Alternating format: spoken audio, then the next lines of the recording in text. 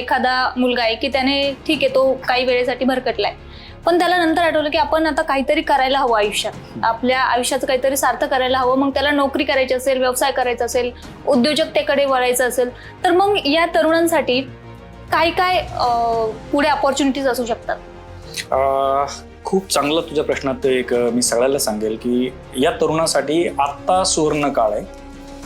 मी मराठवाड्या बाबतीत तुम्हाला सांगेल की मी मागच्या बऱ्याच दिवसापासून, मागच्या 2-3 वर्षापासून ही गोष्ट सातत्याने सांगतोय की मराठवाड्यातला येता काळ हा मराठवाड्यासाठी सुवर्ण संधी आहे. तू म्हणशील कसं?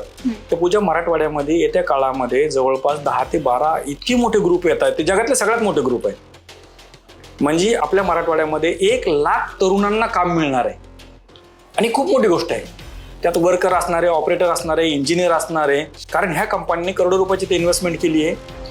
इन्फ्रास्ट्रक्चर एवढं काय या लोकांचं रेडी आहे की बऱ्याच, जसं आता किर्लोस्कर टोयोटाची अशी परिस्थिती आहे की त्यांची 2028ला गाडी बाहेर पडणार आहे.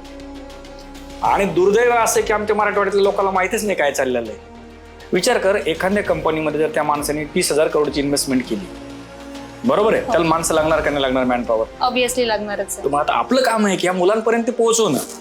बघ, आज 2026 चालू आहे, आपल्या हातामध्ये अजून 2-3 वर्ष आहे.